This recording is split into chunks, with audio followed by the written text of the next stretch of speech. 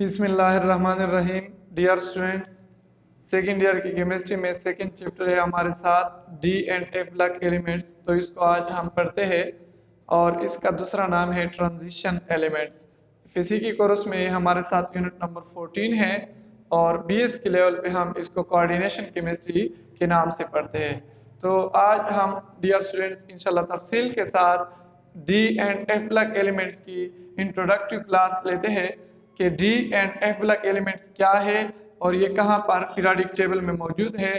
तो इस चैप्टर में हम D and F block elements की केमिस्ट्री को इंशाल्लाह तफसील के साथ पढ़ेंगे। तो आज हमारे साथ जो टॉपिक है D and F block elements या ट्रांजिशन एलिमेंट, ये हमारे साथ हमारा आज का इस चैप्टर में पहला लेक्चर है।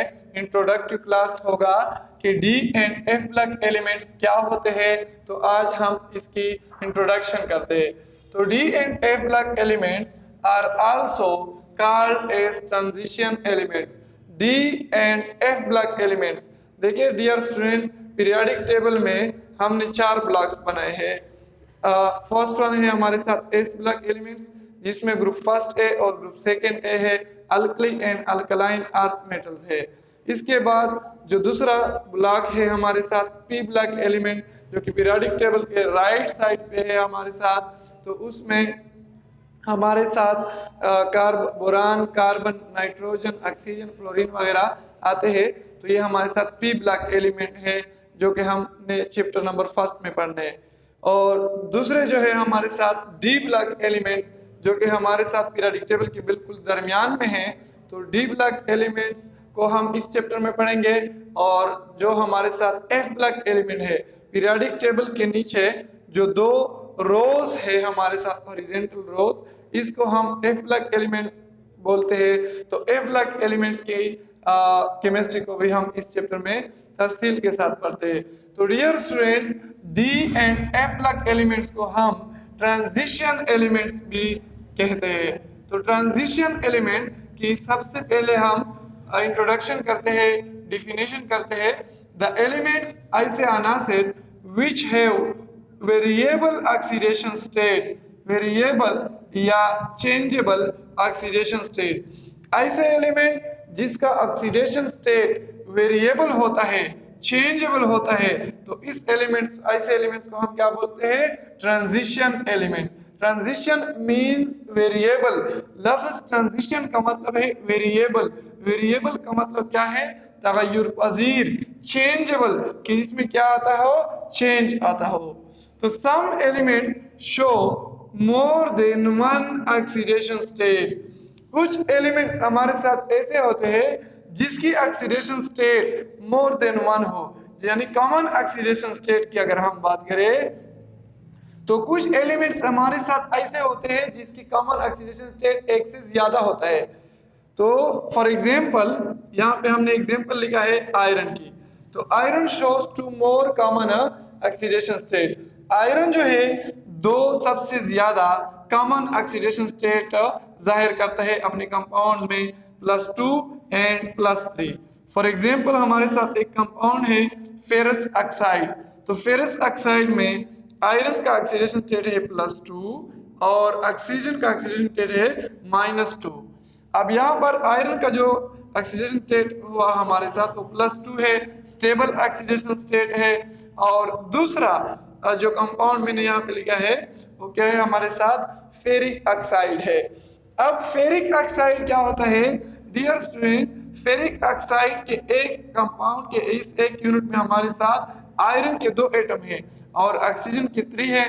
तो यहाँ पर आयरन का ऑक्सीजन स्टेट कितना है? +3। अगर आप 2 × 3 से 2 को अगर आप 3 से मल्टीप्लाई करते तो आपके साथ चार्ज आएगा +6। 3 को जब हम इस 2 के साथ मल्टीप्लाई करते हैं तो हमारे साथ चार्ज आएगा -6। तो +6 -6 ओवरऑल ये 0 के बराबर होता है।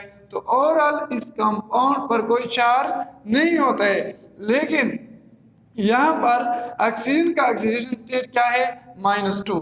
आयरन का ऑक्सीडेशन स्टेट क्या है? +3। तो डियर स्टूडेंट, अब इस कंपाउंड को हम क्या बोलते हैं? Ferric oxide. और इसको हम क्या बोलते हैं? Ferrous oxide. आयरन जब हमारे साथ +2 ऑक्सीडेशन स्टेट में होता है तो उसको हम फेरस से बोलते हैं, और आयरन जब हमारे साथ +3 ऑक्सीडेशन स्टेट में होता है तो उसको हम उसके लिए हम फेरिक का लफ्ज यूज करते हैं। तो ये नेम भी ऑक्सीडेशन स्टेट के साथ आयरन का चेंज होता है।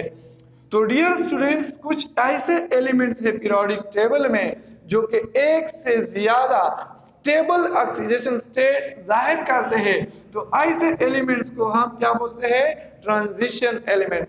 तो अब हमारे साथ जो डी ब्लॉक वाले एलिमेंट है पीरियोडिक टेबल में और एफ ब्लॉक वाले एलिमेंट है, इन दोनों ब्लॉक्स में जितने भी एलिमेंट्स है इनको ओवरऑल हम क्या बोलते हैं?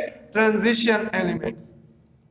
तो अब यहाँ पे इस डिफिनेशन में मैंने ऑक्सीडेशन स्टेट यूज किया है, एक टर्म है ऑक्सीडेशन स्टेट। तो oxidation state can be defined as, oxidation state को हम इस तरह से डिफाइन कर सकते हैं, the apparent charge on an atom in a molecule और आयन ऑफ एनी एलिमेंट। किसी भी एलिमेंट के एक एटम के ऊपर किसी मॉलिक्यूल या आयन के अंदर जो जाहिरी चार्ज, जो फर्जी चार्ज हम लिखते हैं, इसको हम क्या बोलते हैं? Oxidation state. फॉर एग्जांपल ये हमारे साथ एक कंपाउंड है, तो इस कंपाउंड में हमने आयरन के ऊपर क्या कितना ऑक्सीडेशन स्टेट लिखा है? +2, ऑक्सीजन के ऊपर -2। तो डियर स्टूडेंट, ऑक्सीडेशन स्टेट की कोई फिजिकल मीनिंग नहीं होती है। इस तरह आयनिक चार्ज हम लिखते हैं तो इस तरह ऑक्सीडेशन स्टेट की कोई फिजिकल मीनिंग नहीं होती है। एपरेंट का मतलब है फर्जी, जाहिरी। तो ये एक हमारे साथ जाहिरी एक फर्जी चार्ज होता है ऑन एन एटम, किसी भी एक एटम के ऊपर, इन अ मॉलिक्यूल, मॉलिक्यूल के अंदर, और आयन या आयन के अंदर जो एटम्स होते हैं उसके ऊपर जो जब हम चार्ज लिखते हैं ऑफ एनी एलिमेंट, किसी भी एलिमेंट की, it may be positive, negative और जीरो। तो डियर स्टूडेंट, ऑक्सीडेशन स्टेट हमारे साथ पॉजिटिव भी हो सकता है, नेगेटिव भी हो सकता है और जीरो भी हो सकता है। जब एलिमेंट एलिमेंटल स्टेट में हो, कंबाइंड स्टेट में नहीं होता, तो जितने भी एलिमेंट्स है सबकी ऑक्सीडेशन स्टेट को हम जीरो कंसीडर करते हैं। यानी कि फॉर एग्जांपल हमारे साथ यहाँ पे Cl2 है, तो ये सिर्फ एक एलिमेंट है हमारे साथ क्लोरीन, इसके साथ कोई दूसरा एलिमेंट अटैच नहीं है, तो इसलिए क्लोरीन के मॉलिक्यूल में इस एक एटम के ऊपर जो ऑक्सीडेशन स्टेट हम लिखते हैं वो हम जीरो कंसीडर करते हैं, क्योंकि दोनों की इलेक्ट्रोनेगेटिविटी क्या है? सेम होती है। तो जब सेम होती है तो इसलिए इसके ऊपर जो हम फर्जी चार्ज लिखते हैं, एपरेंट चार्ज लिखते हैं, जिसको हम ऑक्सीडेशन स्टेट बोलते हैं, तो इसको हम जीरो कंसीडर करते हैं। यहाँ पे मैंने क्लोराइड लिखा है, क्लोरीन का एक एटम है, उसने एक इलेक्ट्रॉन गेन किया है तो एक आयन बना है। अब इस आयन के ऊपर जो चार्ज है, तो यहाँ पर क्लोरीन का ऑक्सीडेशन स्टेट क्या है? -1 है, और यहाँ पर इसको हम आयनिक चार्ज भी बोल सकते हैं क्योंकि इसने एक इलेक्ट्रॉन गेन किया है। तो डियर स्टूडेंट्स, कभी कभार ऑक्सीडेशन स्टेट और आयनिक चार्ज सेम आ जाता है। इस तरह इस केस में के क्लोरीन का -1 ऑक्सीडेशन स्टेट भी है और आयनिक चार्ज भी आप इसको बोलते हैं। तो अब आयनिक चार्ज क्या होता है? तो डियर स्टूडेंट, आयनिक चार्ज जो होता है ये हम loss and gain of electron को के लिए लिखते हैं। फॉर एग्जांपल यहाँ पे हम सोडियम क्लोराइड में सोडियम के ऊपर हम +1 चार्ज लिखते हैं और क्लोरीन के ऊपर, क्लोराइड के ऊपर -1 चार्ज लिखते हैं। तो इसका मतलब यह है कि सोडियम ने एक इलेक्ट्रॉन लॉस किया है और क्लोरीन ने एक इलेक्ट्रॉन गेन किया है। तो this charge shows transfer of electron from an atom to the other atom. Ionic charge जो होता है वो एक एटम से दूसरे एटम तक जब इलेक्ट्रॉन ट्रांसफर होता है तो उसको जाहिर करते हैं। तो यहाँ पे और ऑक्सीडेशन स्टेट जो होता है तो ये हम कोवेलेंट कंपाउंड्स के लिए भी यूज कर सकते हैं। फॉर एग्जांपल यहाँ पे मेरे साथ वाटर है, अब वाटर को आप देखिए डियर स्टूडेंट, वाटर में H2O, तो हाइड्रोजन के ऊपर मैंने जो ऑक्सीडेशन स्टेट लिखा है +1, ऑक्सीजन के ऊपर मैंने ऑक्सीजन स्टेट कितना लिखा है? -2। अब इसका मतलब ये नहीं है कि यहाँ पे हाइड्रोजन ने एक इलेक्ट्रॉन लॉस किया है और ऑक्सीजन ने 2 इलेक्ट्रॉन गेन किए हैं, इस तरह की बात नहीं है। H2O जो है ये हमारे साथ H2O हमारे साथ क्या है, कोवेलेंट बॉन्ड रखता है। ये ऐसा कंपाउंड है, H2O is a compound in which covalent bonds are present, जिसमें क्या होता है, कोवेलेंट बॉन्ड मौजूद होते हैं। तो यहाँ पे तो कोवेलेंट बॉन्ड में आप लोगों ने डियर स्टूडेंट पढ़ा है तफसील से कि कोवेलेंट बॉन्ड में loss and gain of electron नहीं होता है बल्कि शेयरिंग ऑफ इलेक्ट्रॉन होते हैं। तो इसलिए हम ऑक्सीडेशन स्टेट की डिफिनीशन में यहाँ पे लिखते हैं कि it is the apparent charge, ये एक जाहिरी एक फर्जी चार्ज होता है, यानी इसकी कोई खास फिजिकल मीनिंग नहीं होती है। और आयनिक चार्ज जो होता है वो transfer loss and gain of electron को जाहिर करता है। तो आयनिक चार्ज और ऑक्सीडेशन स्टेट में ये फर्क है। और कभी कभार फॉर एग्जांपल यहाँ पे मैंने क्लोरीन के ऊपर -1 चार्ज लिखा है, इसने एक इलेक्ट्रॉन गेन किया है, तो इसका ऑक्सीडेशन स्टेट भी -1 है, इसका आयनिक चार्ज भी -1 है, सेम हो गया। लेकिन कभी कभार ये फिर सेम नहीं होता है। तो यहाँ पर अब अगर आप सवाल करें कि सर फिर आपने हाइड्रोजन के ऊपर जो +1 लिखा है और ऑक्सीजन के ऊपर -2 लिखा है, तो इसका क्या मतलब है? तो इसका मतलब ये है कि हाइड्रोजन की इलेक्ट्रोनेगेटिविटी कम है, ऑक्सीजन की इलेक्ट्रोनेगेटिविटी ज्यादा है। अब इसलिए जिसकी इलेक्ट्रोनेगेटिविटी कम होती है उसके ऊपर आपने उसको प्लस ऑक्सीडेशन स्टेट देना है, और जिस एलिमेंट की इलेक्ट्रोनेगेटिविटी ज्यादा होती है उसको आपने माइनस ऑक्सीडेशन स्टेट देना है। तो ऑक्सीजन की इलेक्ट्रोनेगेटिविटी हाइड्रोजन की है हमारे साथ 2.2 और ऑक्सीजन की इलेक्ट्रोनेगेटिविटी है हमारे साथ 3.0, तो ये हमारे साथ ज्यादा है, लिहाजा यहाँ पे हाइड्रोजन की ऑक्सीडेशन स्टेट हो गया +1। अब देखिए dear student, +1 oxidation state assign करने के लिए अपने रूल्स होते हैं। तो अब अगर ग्रुप फर्स्ट से कोई एलिमेंट बिलोंग करते हैं तो उसको हम +1 ऑक्सीडेशन स्टेट देते हैं। ग्रुप 6 से ऑक्सीजन बिलोंग करता है तो ऑक्टेट पूरा करने के लिए उसको हम कॉमन जो ऑक्सीडेशन स्टेट देते हैं -2 देते हैं, स्टेबल ऑक्सीडेशन स्टेट। अब 2 को अगर आप 1 के साथ प्लस मल्टीप्लाई करते हैं तो आपके साथ +2 आ जाएगा, तो +2 और -2 और ऑल चार्ज वाटर के ऊपर क्या आ जाएगा, 0 चार्ज आता है। यहाँ पे मैंने एक आयन लिखा है हाइड्रोनियम आयन। अब हाइड्रोनियम आयन में 3 हाइड्रोजन है और एक हमारे साथ ऑक्सीजन है, तो हर एक हाइड्रोजन का ऑक्सीडेशन स्टेट कितने हैं, +1, ऑक्सीजन का ऑक्सीडेशन स्टेट कितना है, -2। अब देखिए डियर स्टूडेंट, अगर आप ये जो मैंने यहाँ पे आयनिक चार्ज लिखा है तो यहाँ पर इस आयन में एक इलेक्ट्रॉन की कमी है। एक इलेक्ट्रॉन की क्या है, कमी है। H+ की सूरत में वाटर के साथ जब मिलता है तो हाइड्रोनियम आयन H3O बना लेता है। और अगर आप इस चार्ज को निकालते हैं तो देखिए 3 को आपने 1 के साथ मल्टीप्लाई करना है तो आपके साथ चार्ज आ जाएगा +3। अब यहाँ पे ऑक्सीजन के ऊपर है -2, तो -2 अगर आप +2 इसको अगर आप ऐड कर ले तो आपके साथ +1 चार्ज बाकी रह जाता है। तो आयनिक चार्ज यहाँ से आप किसी भी आयन के अंदर मालूम कर सकते हैं। तो यहाँ पर इस आयन में एक इलेक्ट्रॉन की कमी है, तो इस आयन की जो आयनिक चार्ज है, इस आयन की जो आयनिक चार्ज है वो कितनी है, आयनिक चार्ज कितना है, +1। और यहाँ पर इस आयन में मौजूद 2 एलिमेंट्स है, हाइड्रोजन और ऑक्सीजन। हाइड्रोजन का ऑक्सीडेशन स्टेट कितना है, +1, ऑक्सीजन का ऑक्सीडेशन स्टेट कितना है, -2। मैं उम्मीद करता हूं कि आपको ऑक्सीडेशन स्टेट की समझ आ गई है। तो देखें अब reason for variable oxidation state. Oxidation state क्यों वेरिएबल होता है, क्योंकि यहाँ पे हमने लिखा है कि D and F block elements are also called as transition element as their oxidation state is variable। D and F block element को हम ट्रांजिशन एलिमेंट बोलते हैं क्योंकि इसका ऑक्सीडेशन स्टेट क्या होता है, वेरिएबल होता है, चेंज होता है। तो ये रीजन क्या है, वजह क्या है? रीजन ये है energy gap between NS and N-1 D subshell is very low। D block elements की अगर हम बात करें तो D ब्लॉक एलिमेंट में जो NS जो valence shell outermost shell का जो s ऑर्बिटल है उसको हम ns ऑर्बिटल बोलते हैं। n का मतलब होता है नंबर ऑफ पीरियड या आउटरमोस्ट शेल नंबर, जिस पीरियड से जो एलिमेंट बिलोंग करता है तो n को आपने वो वैल्यू देना है, या आउटरमोस्ट शेल। तो आउटरमोस्ट शेल है हमारे साथ ns, ये 4 भी हो सकते हैं, 5s 6s इस तरह से हो सकते हैं, 7s n-1d।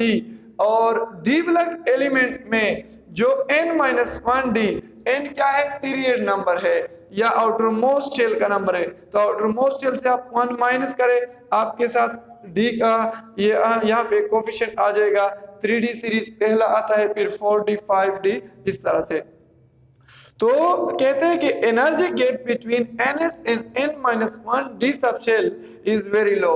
D block elements में हमारे साथ ये जो दो सबशेल है ns और n-1d, इसके दरमियान में एनर्जी गैप, एनर्जी की जो डिफरेंस है वो बहुत कम है। यानी कि ns से इलेक्ट्रॉन ns और n-1d वाले इलेक्ट्रॉन जो है ये आपस में इसकी एनर्जी तकरीबन सेम होती है।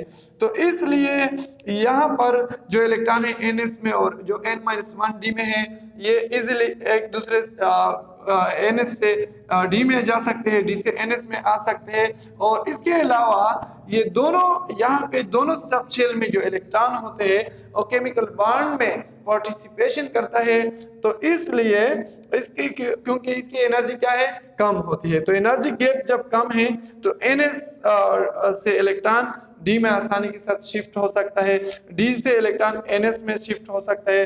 तो यहाँ पे हमने लिखा है कि so transition element can use its valence shell electron. Transition element अपने ns शेल यानी कि वैलेंस शेल वाले इलेक्ट्रॉन को भी केमिकल बॉन्ड में यूज कर सकते हैं n-1d इलेक्ट्रॉन, और उसका जो अंदरूनी d सबशेल है उसके इलेक्ट्रॉनों को भी केमिकल बॉन्ड में यूज कर सकते हैं इन बॉन्डिंग। फॉर एग्जांपल यहाँ पे मैंने आयरन लिखा है, आयरन का एटॉमिक नंबर है 26, एटॉमिक मास है 56। तो इसकी इलेक्ट्रॉनिक कॉन्फ़िगरेशन हम इस तरह से कर सकते हैं। आर्गन, आर्गन का एटॉमिक नंबर है 18, तो आर्गन 18 इलेक्ट्रॉन यहाँ पे आ गए, और 3d 3d6 4s2, तो 18 प्लस 6 24, 24 प्लस 2 26 इलेक्ट्रॉन इसमें पूरे हो गए।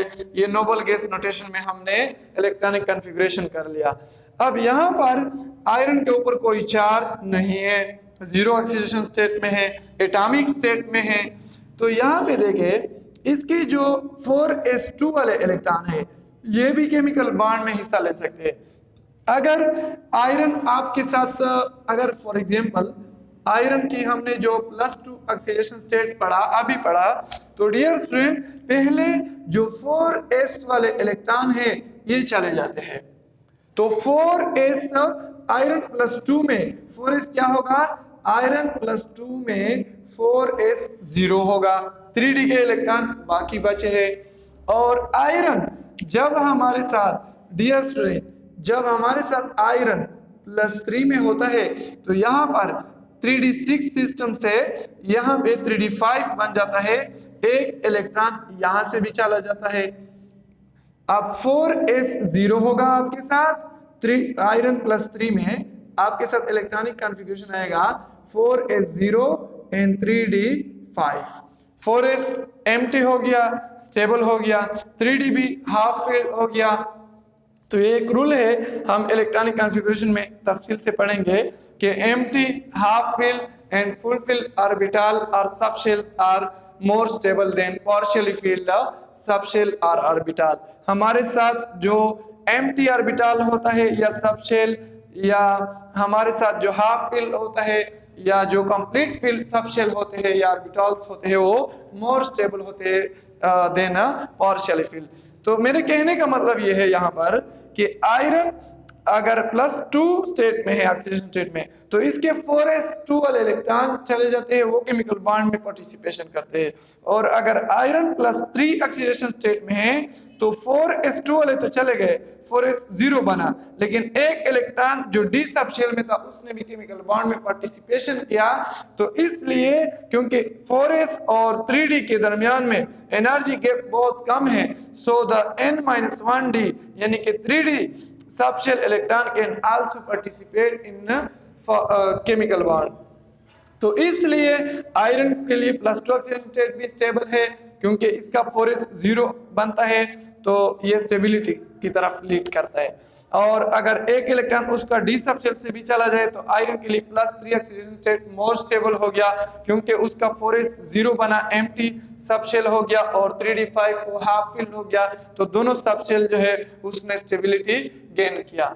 अब यहाँ पे एक टर्म यूज होता है डियर स्टूडेंट, वैलेंसी। तो अक्सर स्टूडेंट वैलेंसी और ऑक्सीडेशन स्टेट में कंफ्यूज हो जाते हैं। कुछ स्टूडेंट इसको सेम मीनिंग में लेते हैं, लेकिन अगर हम देखें तो वैलेंसी और ऑक्सीडेशन स्टेट में फर्क है। कैसा फर्क है? The combining capacity of N atom in a element, किसी एलिमेंट की एक एटम की जो कंबाइनिंग कैपेसिटी है, जितने वो कॉम्बिनेशन कर सकते हैं, जितना वो केमिकल बॉन्ड्स बना सकते हैं, 1 2 3 4 5 जितने केमिकल बॉन्ड बना सकते हैं, तो इसको हम क्या बोलते हैं? वैलेंसी बोलते हैं। यानी कि the number of chemical bonds forms, जो एक एलिमेंट है, एक एटम, एलिमेंट के जो एक एटम जितने नंबर ऑफ बॉन्ड बना सकते हैं, इसको हम क्या बोलते हैं? वैलेंसी बोलते हैं। Valency have always positive values, valency की वैल्यू हमेशा पॉजिटिव होती है क्योंकि ये नंबर ऑफ बॉन्ड कैपेसिटी को शो करते हैं, तो ये हमेशा के लिए पॉजिटिव होती है, 1 2 3 4 5 इस तरह से। और ऑक्सीडेशन स्टेट हमने यहाँ पे पढ़ा कि ऑक्सीडेशन स्टेट में भी पॉजिटिव, नेगेटिव और 0। ऑक्सीडेशन स्टेट पॉजिटिव भी हो सकता है, जिस तरह आपके पास हाइड्रोजन का पॉजिटिव है, नेगेटिव भी हो सकते हैं, हमारे साथ ऑक्सीजन का यहाँ पे नेगेटिव है, 0 भी हो सकते हैं। एलिमेंटल स्टेट में प्योर जब एक एलिमेंट होता है उसने किसी दूसरे एलिमेंट के साथ कॉम्बिनेशन नहीं किया है, तो कंपाउंड तो नहीं बनाया है, तो फिर उसका ऑक्सीडेशन स्टेट हम 0 कंसीडर करते हैं क्योंकि इलेक्ट्रोनेगेटिविटी सेम है। और अगर एक एलिमेंट की इलेक्ट्रोनेगेटिविटी कम है तो प्लस ऑक्सीडेशन स्टेट हम देते हैं, दूसरे की ज्यादा है तो उसको हम माइनस नेगेटिव ऑक्सीडेशन स्टेट देते हैं। तो ये loss and gain of electron की तरफ भी इशारा कर सकता है। लेकिन वैलेंसी जो है वो सिर्फ नंबर ऑफ केमिकल बॉन्ड्स को जाहिर करता है, तो it would always be positive, ये हमेशा हमारे साथ पॉजिटिव होते हैं। अब यहाँ पे मैंने एक एग्जांपल लिया है H2O वाटर। वाटर में ऑक्सीजन ने एक कोवेलेंट बॉन्ड बनाया हाइड्रोजन के साथ, एक दूसरे हाइड्रोजन के साथ। अब यहाँ पर हाइड्रोजन की ऑक्सीडेशन स्टेट जो है वो है हमारे साथ +1। तो हाइड्रोजन की, दोनों हाइड्रोजन की जो ऑक्सीडेशन स्टेट है वो कितना है? +1, क्योंकि हाइड्रोजन की जो स्टेबल ऑक्सीडेशन स्टेट हम लिखते हैं वो क्या होता है? +1 होता है। ऑक्सीजन की जो ऑक्सीडेशन स्टेट हमने यहाँ पे लिखा है वो है -2, तो ये ऑक्सीडेशन स्टेट हो गया। वैलेंसी जो है ऑक्सीजन की, तो देखिए यहाँ पर ऑक्सीजन ने एक बॉन्ड इस तरफ पे हाइड्रोजन के साथ बनाया है और एक बॉन्ड यहाँ पे बनाया है, तो 1 2, तो वैलेंसी ऑफ ऑक्सीजन क्या हो गया? 2 हो गया, क्योंकि ऑक्सीजन ने 2 बॉन्ड बनाए हैं तो वैलेंसी इसकी 2 हो गई।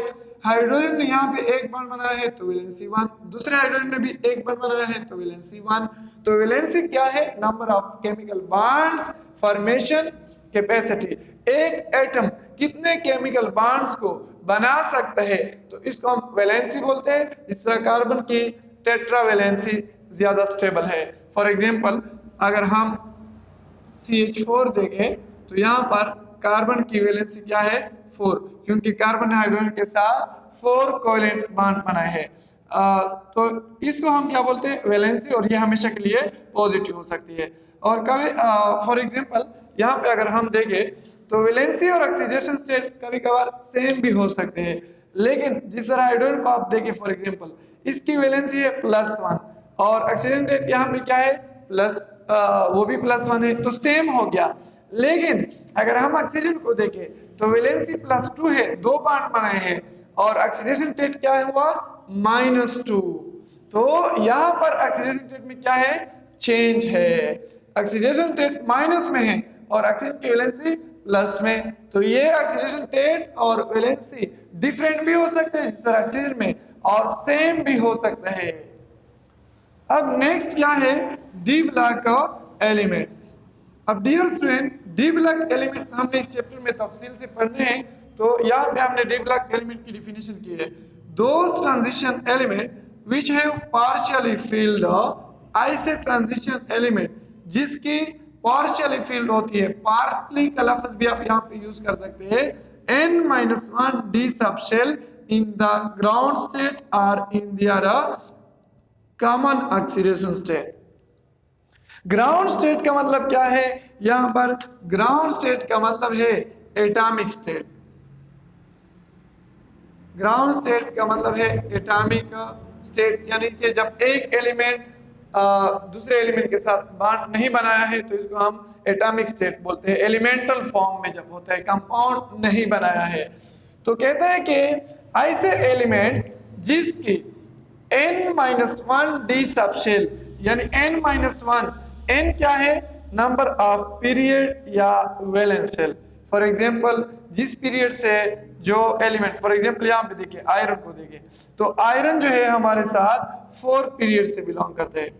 Iron belongs to period number 4। Dear student, D and F block elements की केमिस्ट्री को पढ़ने के लिए आपके साथ पीरियोडिक टेबल का होना जरूरी है। तो पीरियोडिक टेबल अपने पास रखे, आप उसमें देखें कि आयरन जो है it belongs to period number 4। तो अगर आप 4-1 करते हैं तो आपके साथ आ जाएगा 4-1, तो हमारे साथ देखिए 4-1d, तो 4-1d से आपके साथ आ जाएगा 3d। तो ये 3d जो यहाँ पे हमने लिखा है आयरन की इलेक्ट्रॉनिक कॉन्फ़िगरेशन में, ये n-1d इस फार्मूले से आता है। किसी भी एलिमेंट के आप निकाल सकते हैं, उसका पीरियड नंबर जिससे वो बिलोंग करता है या उसका आउटर मोस्ट शेल जो वैलेंस शेल, क्योंकि period number also show number of shell in element. एक एलिमेंट में जो टोटल नंबर ऑफ शेल होती है वो पीरियड नंबर से जाहिर करता है। तो अगर एक एलिमेंट पीरियड 4 से बिलोंग करता है तो इसका मतलब है कि इसमें टोटल 4 शेल हो गए। तो जब 4 हो गए तो इसके लिए n हम 4 यूज कर सकते हैं, और वैलेंस शेल भी इसका जो आउटर मोस्ट शेल होगा वो 4 शेल होगा। तो सेम बात है। अब ऐसे एलिमेंट्स, दो ट्रांजिशन एलिमेंट्स, ऐसे transition element which have partially filled n-d subshell, जिसकी n-d सबशेल पार्शियली फील्ड होती है, जुजवी तौर पर फील्ड होती है, कंप्लीटली फील्ड नहीं है। फॉर एग्जांपल 3d1 सिस्टम है, 3d2, 3d3, 3d4, 3d5, 6, 7, 8, 9, तो ये हमारे साथ क्या है, पार्शियली फीलिंग है। तो पार्शियली फील्ड जब होता है डी सबशेल, तो किसी भी या तो उसकी एटॉमिक स्टेट में है या फिर or in their common oxidation state, या फिर उसने उसकी जो कॉमन ऑक्सीडेशन स्टेट है। फॉर एग्जांपल यहाँ पे अगर हम आयरन की बात करें तो आयरन की जो कॉमन ऑक्सीडेशन स्टेट है वो +2 एंड +3 है, और जो एटॉमिक स्टेट है वो है हमारे साथ यहाँ पर 0 ऑक्सीडेशन स्टेट में है, तो इसको हम ग्राउंड स्टेट बोलते हैं। एज तो देखिए यहाँ पर इस एग्जांपल से आपको समझ आ सकते हैं। आयरन का एटॉमिक नंबर 26, एटॉमिक मास है 56। तो इलेक्ट्रॉनिक कॉन्फ़िगरेशन हम करते हैं आर्गान ने 18 इलेक्ट्रॉन रख लिए, तो 18 यहाँ पे आ गए, 6 यहाँ पे 24 और +2 26 इलेक्ट्रॉन पूरे हो गए। अब यहाँ पे अगर हम 3D को 3D सबशेल के ऑर्बिटल्स बनाए तो 1 2 3 4 5 6, एक इलेक्ट्रॉन पहले आपने यहाँ पे रखा, दूसरा इलेक्ट्रॉन यहाँ पे रखा, तीसरा यहाँ पे रखा, चौथा और फिर 5वां। हुंस रूल को मैंने फॉलो किया, पहले सिंगल फिलिंग की और फिर एक इलेक्ट्रॉन जो बाकी रहता है, छठा इलेक्ट्रॉन को फिर मैंने इस ऑर्बिटल में पेयर किया। तो 3d6 सिस्टम हमारे साथ आयरन का बनता है। तो यहाँ पे देखिए आयरन यहाँ पे ग्राउंड स्टेट में है, एटॉमिक स्टेट में है, किसी दूसरे एलिमेंट के साथ उसने केमिकल बॉन्ड नहीं बनाया है। तो यहाँ पर इसका जो डी सबशेल है वो पार्शियली फील्ड है। 3d6 का मतलब क्या है कि ये पार्शियली फील्ड है। कंप्लीटली फील्ड होने के लिए तो 4 इलेक्ट्रॉन की जरूरत है। अब अगर आयरन, दूसरा हमने यहाँ पे क्या लिखा है, or in their common oxidation state, तो यहाँ पे or in their common oxidation state, या ऐसे एलिमेंट जिसकी D subshell common oxidation state में भी पार्शियली फील्ड होता है, तो इसको हम डी ब्लॉक एलिमेंट्स बोलते हैं। फॉर एग्जांपल आयरन +2 में है, तो इलेक्ट्रॉनिक कॉन्फ़िगरेशन हम इस तरह से कर सकते हैं, आर्गन 3d6 4s2, यहाँ पे जो 2 इलेक्ट्रॉन थे 4s2 वाले वो चले गए, तो हमारे साथ 4s0 बना, तो ये +2 ऑक्सीडेशन स्टेट में है आयरन। फिर यहाँ पे आयरन की जो दूसरी स्टेबल ऑक्सीडेशन स्टेट है +3 है, तो +3 में हमारे साथ आर्गन 3d5 4s0, 2 इलेक्ट्रॉन यहाँ से 4s2 से चले गए और 1 इलेक्ट्रॉन यहाँ से जो चौथा इलेक्ट्रॉन था वो चला गया, तो हमारे साथ 3d5 सिस्टम बन गया और 4s2 से 4s0। तो आयरन की ये atomic state ground state electronic configuration है। आयरन +2 की जो कॉमन ऑक्सीडेशन स्टेट है उसकी इलेक्ट्रॉनिक कॉन्फ़िगरेशन ये है। दूसरा आयरन का जो कॉमन ऑक्सीडेशन स्टेट है जो ज़्यादातर मिलता है, जो स्टेबल ऑक्सीडेशन स्टेट है इसके कंपाउंड में जो मिलता है हमें, वो है +3। तो +3 में यहाँ से 3d6 से 1 इलेक्ट्रॉन गया है और 4s2 से भी 2 इलेक्ट्रॉन गए हैं, तो हमारे साथ 4s0 3d5। तो इन तीनों स्टेट्स में, एटॉमिक स्टेट में और कॉमन ऑक्सीडेशन स्टेट में, जो डी सब शेल है वो पार्शियली फिल्ड होते हैं, 3d6 और 3d5, यानी कि कंप्लीटली फिल्ड नहीं है।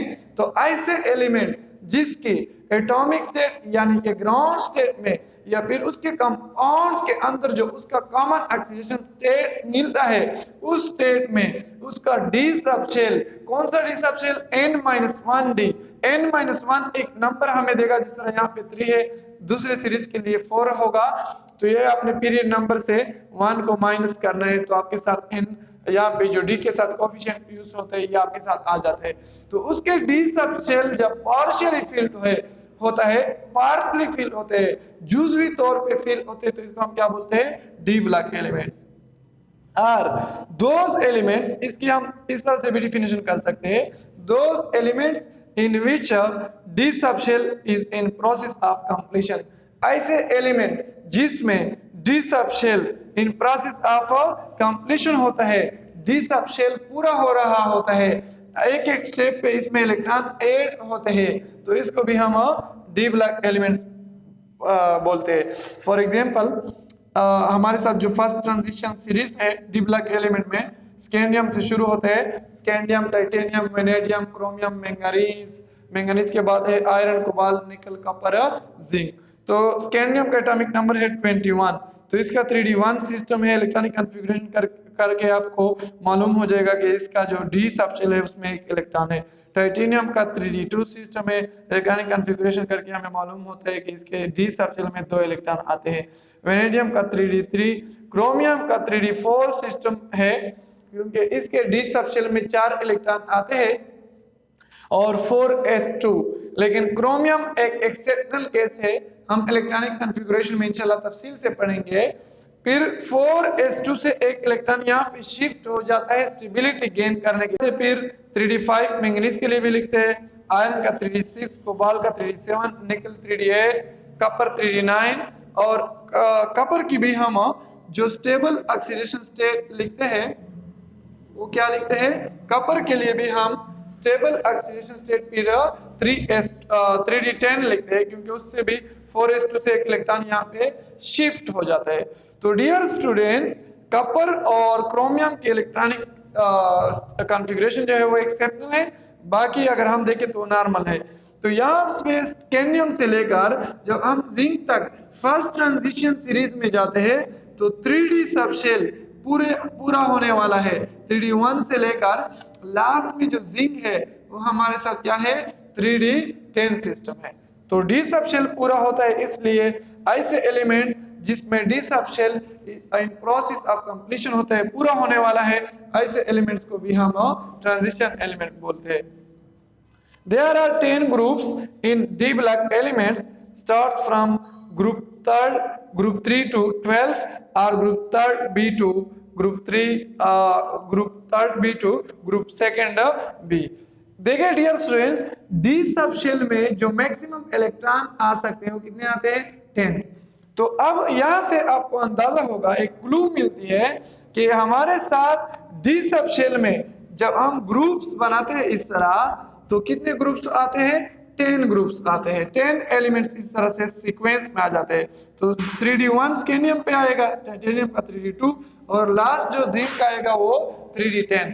तो डी में 10 इलेक्ट्रॉन आते हैं, इसलिए फिर इसमें हमने 10 ग्रुप्स बनाए हैं।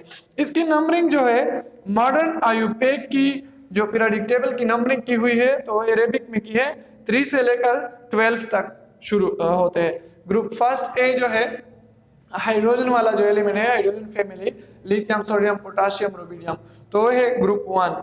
फिर जो बेरिलियम की है सेकेंड, तो ग्रुप 2 होगा। फिर जो डी ब्लॉक एलिमेंट्स आपके पास पीरियोडिक टेबल होगा तो उसमें आप देखिए फिर हमारे साथ ग्रुप 3 भी आता है। और फिर ग्रुप 3 से लेकर जब हम जाते हैं तो 12 तक ये नंबरिंग हम इस तरह से कर सकते हैं।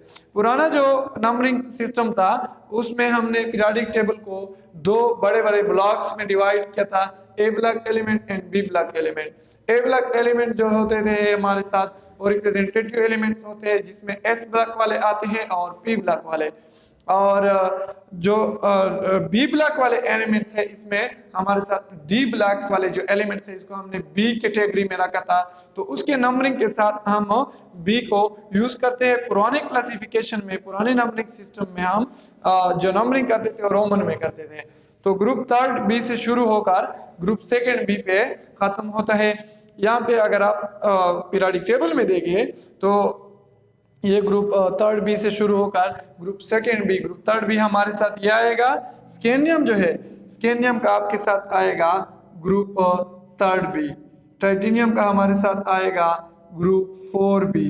फिर vanadium group 5 B, chromium group 6 B, manganese ये 4, 5, chromium 3 group 6 B, manganese group 7 B. तो इस तरह से हमारे साथ आ जाते हैं। तो ये 2 नंबरिंग सिस्टम है पीरियोडिक टेबल की। तो अब हमारे साथ हमें ये पता चला कि जो डी ब्लॉक वाले एलिमेंट्स है इसमें n-1 D subshell partially field होता है, जूजवी फिल्ड होता है। और डी ब्लॉक वाले एलिमेंट को हम ट्रांजिशन एलिमेंट भी बोल सकते हैं। इसकी ज्यादा, एक से ज्यादा स्टेबल कॉमन ऑक्सीडेशन स्टेट्स होते हैं। स्टेबल यानी कि ये स्टेबल भी होते हैं, कॉमन ज्यादातर पाए जाते हैं इसके कंपाउंड्स के अंदर। तो इसके आयरन के हमने एग्जांपल लिया है कि आयरन जब एटॉमिक या ग्राउंड स्टेट में है तो इसकी ऑक्सीडेशन स्टेट 0। अगर दूसरे कंपाउंड्स के अंदर हम देखते हैं तो फेरस ऑक्साइड में +2, फेरिक ऑक्साइड में +3। इस तरह से फेरस क्लोराइड का हमारे साथ फार्मूला होगा FeCl2, फेरिक क्लोराइड का फार्मूला होगा FeCl3। तो फेरस क्लोराइड में +2 में होता है और फेरिक क्लोराइड में +3 ऑक्सीडेशन स्टेट में हमारे साथ आयरन होता है। अब डियर स्टूडेंट्स, नेक्स्ट जो है हमारे साथ F block elements. F block elements क्या होते हैं, क्योंकि हमारा चैप्टर जो है D and F block element, तो D and F block element को कलेक्टिवली हम ट्रांजिशन एलिमेंट बोलते हैं और डी एलिमेंट्स को आपने तफसील से पढ़ा। तो नेक्स्ट जो है हमारे साथ एफ ब्लॉक एलिमेंट्स है। अब डियर स्टूडेंट, इस चैप्टर में सिर्फ एफ ब्लॉक ही जस्ट डिफिनेशन तक और इंट्रोडक्शन तक महदूद है। बाकी इस चैप्टर में हम जो बाकी केमिस्ट्री पढ़ते हैं और डी ब्लॉक एलिमेंट्स की केमिस्ट्री को हम तफसील से पढ़ते हैं। एफ ब्लॉक एलिमेंट्स को हम नेक्स्ट हायर क्लासेस में पढ़ते हैं।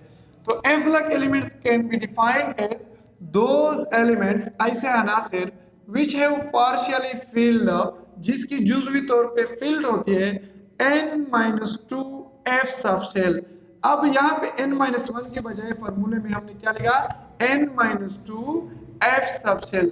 ऐसे एलिमेंट जिसकी f सबशेल जो है वो पार्शियली फील्ड होता है। f सबशेल कौन सा, n-2। अब यहाँ पर f के साथ एक कोफिशिएंट यूज होता है, 4f होगा, फिर 5f होगा।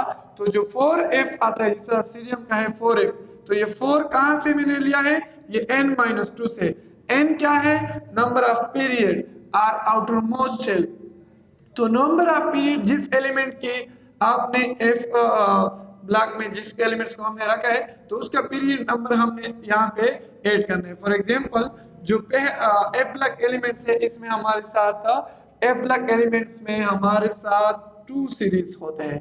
There are 2 series in F block element. 4f series also called as lanthanides या लेंथेनोन्स, इसको हम लेंथेनाइड्स भी बोलते हैं या लेंथेनोन्स भी बोलते हैं। लेंथेनोन या लेंथेनाइट इसको इसलिए बोलते हैं कि 4f वाले एलिमेंट कम्स आफ्टर लेंथेनम, ये लेंथेनम के बाद आते हैं, इसलिए इस सीरीज का नाम हमने लेंथेनाइड्स रखा है। और दूसरा जो 4f ब्लॉक एलिमेंट में सीरीज है 5s सीरीज, जिसको हम एक्टिनाइड्स बोलते हैं। तो actinides come after actinium. Actinium एक एलिमेंट है जो कि रेडियो एक्टिव भी है। तो एक्टिनियम के बाद जो एलिमेंट्स आते हैं थोरियम से लेकर लोरेंशियम तक, तो इसको हम एक्टिनाइड्स बोलते हैं। और लेंथेनम के बाद जो एलिमेंट्स आते हैं सीरियम से लेकर ल्यूटिटियम तक, इसको हम लेंथेनाइड्स बोलते हैं या लेंथेनॉन्स बोलते हैं। Both are placed below the periodic table. दोनों जो सीरीज है हमारे साथ लेंथेनाइड सीरीज और एक्टिनाइड सीरीज, इनको हमने पीरियोडिक टेबल के बिल्कुल नीचे बिलो रखा हुआ है सेपरेटली। और ये जो हमारे साथ है फर्स्ट जो सीरीज है 4f, तो 4f 1 से शुरू होता है सीरियम का, 4f ल्यूटिटियम का 4f 14 पे खत्म होता है। इसमें जो हमारे साथ dear student f sub shell is in process of completion, यहाँ पे 4f2 आएगा, फिर 4f3, फिर लास्ट में ल्यूटिटियम का 4f14 सिस्टम आता है। एक्टिनाइड सीरीज में 5f सब शेल जो है is in process of completion. 5f1 फिर नेक्स्ट एलिमेंट का 5f2, फिर नेक्स्ट का 5f3, फिर 5f4, लास्ट में लोरेंशियम का 5f14 आता है। और आपको मालूम है कि f सब शेल में जो टोटल इलेक्ट्रॉन ये एकमोडेट कर सकते हो, कितने एकमोडेट कर सकते हैं? 14 इलेक्ट्रॉन ये एकमोडेट कर सकते हैं।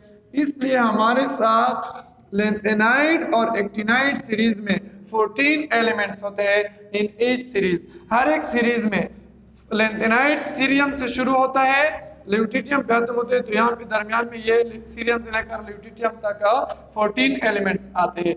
एक्टिनाइड्स थोरियम से शुरू होते हैं और लोरेंशियम खत्म होते हैं, तो थोरियम से लेकर लोरेंशियम तक आप पीरियोडिक टेबल में देखिए 14 एलिमेंट्स आते हैं। यहाँ पे मैंने स्टार बनाया है, तो एक्टिनियम जो है ये एक रेडियो एक्टिव एलिमेंट है, इसलिए मैंने यहाँ पे स्टार बनाया है। तो जो बाकी एलिमेंट्स है ये इस रेडियो एक्टिव एलिमेंट्स के बाद में आने वाले एलिमेंट्स है, तो कम्स आफ्टर द एक्टिनियम। अब डियर स्टूडेंट्स यहाँ पे जो मैंने 4 लिखा है लेंथेनाइड सीरीज के लिए, और जो एक्टिनाइड सीरीज के इसके लिए हमने 5f का लफ्ज यूज किया है, तो ये 5 और ये 4 ये n-2 से आता है। लेंथेनाइड्स का जो पीरियड है, लेंथेनाइड्स का पीरियड है 6, तो 6-2, तो आपके साथ अगर आप कर ले 6, यहाँ पे फॉर एग्जांपल अगर आप लेंथेनाइड के लिए करते तो 6-2f, तो यह आपके साथ आ जाएगा 4f। इसका पीरियड नंबर जो है, पीरियड नंबर है हमारे साथ 6। और एक्टिनाइड्स का जो पीरियड नंबर है, एक्टिनाइड्स का पीरियड नंबर कितना है? 7। तो अगर आप 7-2f, तो आपके साथ आ जाएगा 5f। तो ये 5f यहाँ से n-2 से आया है।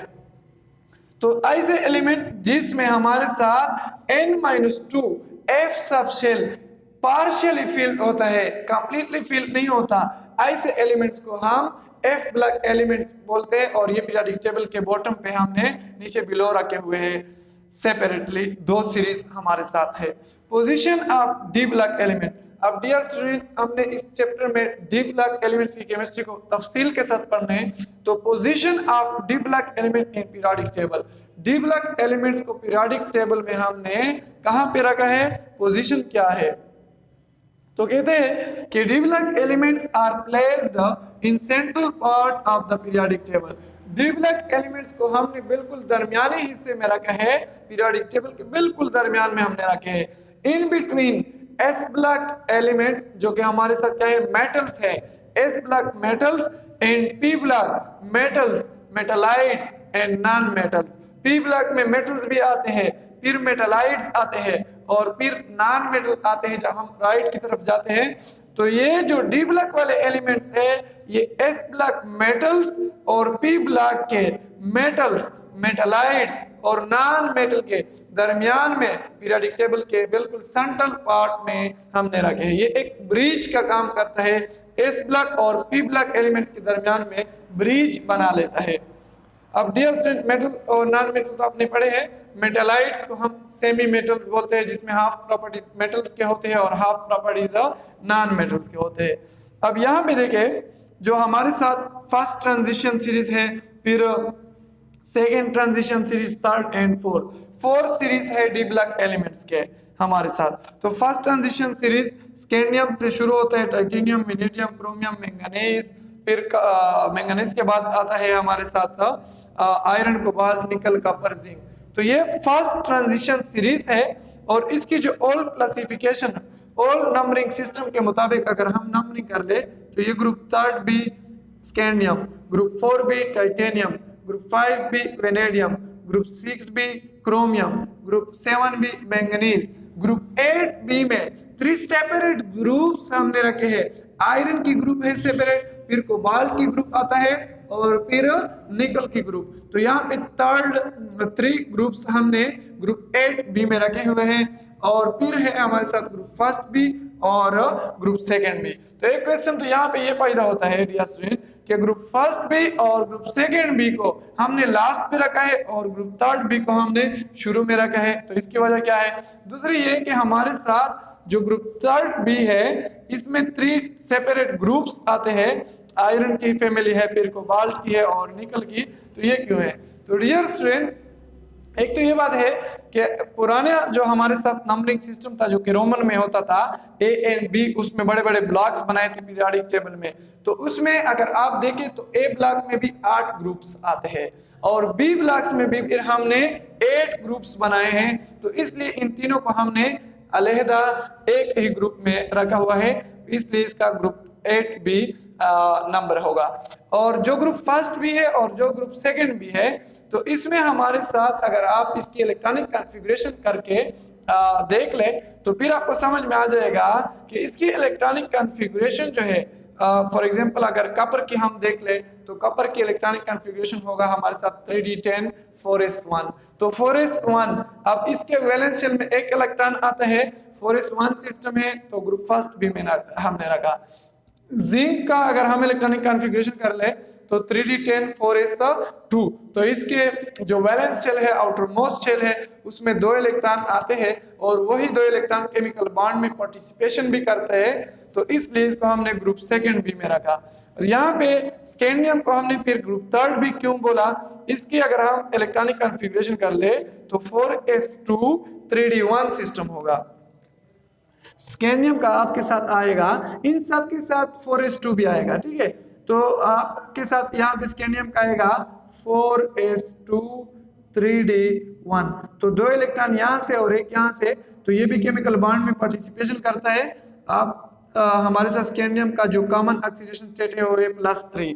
अब 2 इलेक्ट्रॉन 4s वाले केमिकल बॉन्ड में पार्टिसिपेट करने के लिए यहाँ से गए हैं, एक इलेक्ट्रॉन यहाँ से निकला है, तो 3 इलेक्ट्रॉन ने केमिकल बॉन्ड में हिस्सा लिया है। तो स्कैंडियम का स्टेबल ऑक्सीडेशन स्टेट +3, इसलिए स्कैंडियम का ग्रुप नंबर होगा प्लस ग्रुप 3 बी।